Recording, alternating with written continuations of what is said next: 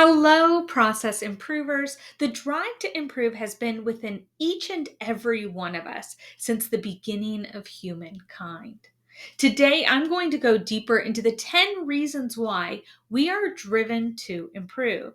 I'm Amanda Zimmerman, and welcome to my weekly series, Unstuck, where each week I help continuous improvement teams stop spinning and start winning.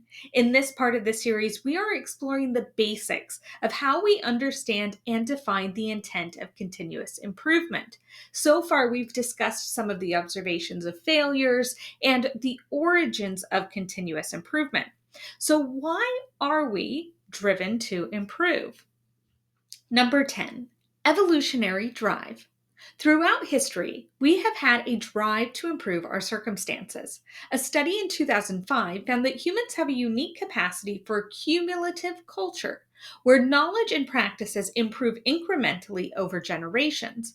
One way we can see this is with parents wanting a better life for their children, parents even willing to risk their lives for better circumstances for their families. Number 9, adaptation to change. The only constant in life is change. As humans, we've not only sought better circumstances, but we've been forced to adapt to change. As humans, we've evolved to be able to quickly adapt to those changes in our environment. If you've ever traveled internationally, you may have seen how quickly you can adapt. I often think of all the people in Ukraine. 5 years ago, they were teachers, stay at home parents, they worked at grocery stores or in software. But within weeks of war breaking out in 2022, they became soldiers, mechanics, medical staff. They rapidly had to learn how to live in a wartime environment. At its heart, our ability to adapt rapidly is a survival mechanism. We must adapt or perish. Now, there are ways in Lean that we leverage this. In 5S, we change the environment, and when we do that as one of our first initiatives, it changes the way people interact with that environment and makes them more open to changing their processes. Number 8, society and culture. The society and culture we grow up in can have a significant impact in the way we approach and find confidence in continuous improvement. A society that celebrates experimentation and doesn't severely punish mistakes would encourage people to try and test out new ideas.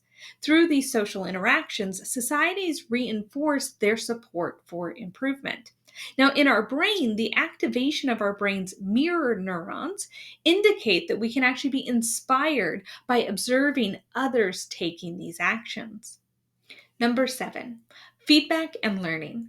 Our brains are highly responsive to feedback. When people receive positive feedback for improvement, it reinforces that this is the right thing to do.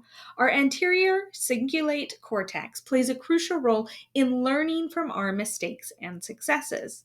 And so, with that feedback that we're getting when we do something positive and the importance of learning, we've actually seen that organizations with strong learning cultures are 46% more likely to be market leaders and have a continuous improvement program.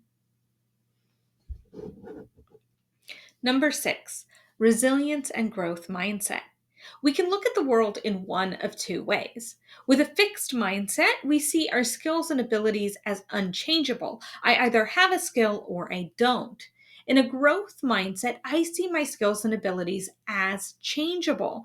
I can learn and improve on the skills that I currently have, or grow a new skill. With a growth mindset, it really does help us to build that resiliency so that we can be more responsive and adaptive as we face challenges. When we do encounter challenging situations, our bodies automatically engage in a stress response. If we can manage that stress effectively, like having a growth mindset, it can help fuel our resilience and make us stronger rather than paralyze us. In a study by Carol Dweck, teachers reported that 94% of students with a growth mindset were actually able to improve their performance. Number 5, A desire for efficiency. Scientists have found one of the most efficient transportation layouts in their city could be designed by a slime mold or fungus.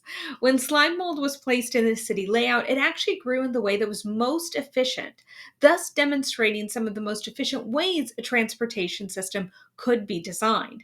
The natural world is hungry for efficiency because it wants to use the least energy possible to achieve its goals. Our brains are no different.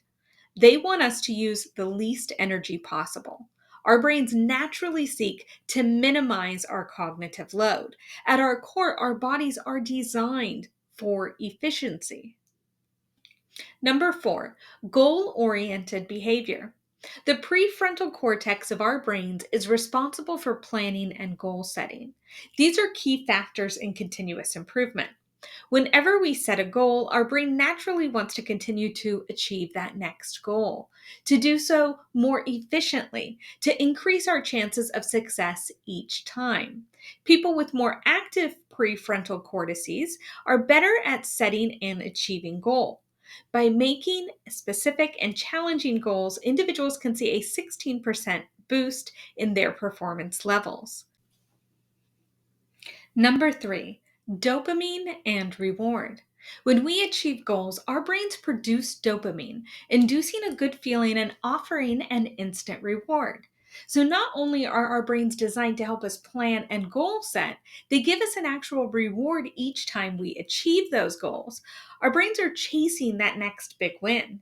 Now, as CI professionals, we can leverage this. We can use it to our advantage by celebrating the achievements of our teams and recognizing those individual contributors. When individuals have this dopamine hit, it creates a positive feedback loop that reinforces a need to keep going. So when we're celebrating that improvement project or that win, it's a great time to get support and interest in that next project.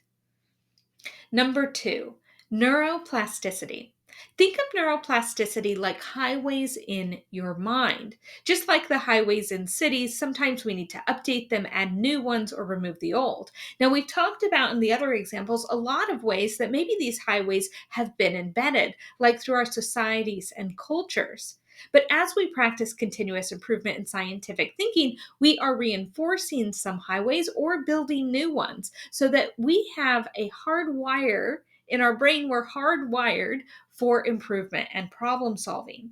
Now, this is really important to understand as a facilitator because you might find times that you're breaking down some of these pathways in people's brains and other times that you're really having to build new ones. When we're working in that creativity, that brainstorming space, really what we're doing is we're creating connections between two highways maybe that have never been connected before, giving our teams new ways of thinking, new ways of finding connections and improvements. Finally, number 1, the top reason we are wired as human beings to improve. Humans are curious beings. It can be a blessing and a curse. It takes us to the literal ends of the earth, wandering the wilds of Antarctica, venturing to the bottom of the deepest seas, and even off the earth into our solar system. Curiosity activates the ventral striatum, which is associated with pleasure and motivation. It gives us a reward for finding an answer to solutions.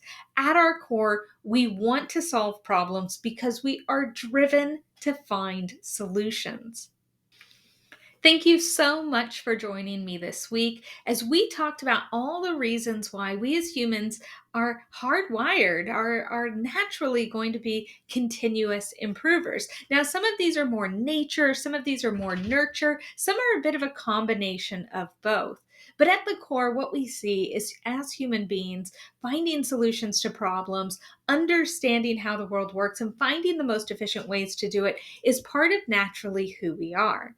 Now, next week, what I want to go into is kind of CI versus CI versus CI. So continuous improvement, lowercase, continuous improvement, capitalized, and then continual improvement. Now, I kind of see this as semantics, but it is something that I think is important for us to understand as we continue to define what is continuous improvement? And over the next few weeks, we're getting closer and closer to that intent, that understanding of why are we doing continuous improvement and how can we define it. So we're really trying to understand what it is before we go into the details of how you can use continuous improvement to get unstuck, or how you can unstuck your teams, get your teams performing better and better so that you can use continuous improvement to its full power, right? The first thing that we really want to understand is, what is this? What is the process that we're talking about? Before we delve into some of those solutions, we really want to understand the problem. Now, I do want to give a shout out to Trish again. Sally Ullman is somebody that is pretty much why I'm here today. She is somebody that I met many years ago, and she helped me to move into higher and higher places within continuous improvement. So I get the chance to meet with her this week as well. Dominic Stokes as well. I'm going to record another session with him. So shout out to him. Thank you to those people to help me continue learning, continue my growth. And then I'm also meeting with Deanna this week to understand a little bit about the input process output for a process that she's working on. So really appreciate getting connected with each and every one of you as I learn more about this, and I'm sharing that back with you as I learn these things. So that's the plan, is to continue to make these each week so that we can go through and learn together, but also so that I can share with you what is working, what is not working, right? See you next week.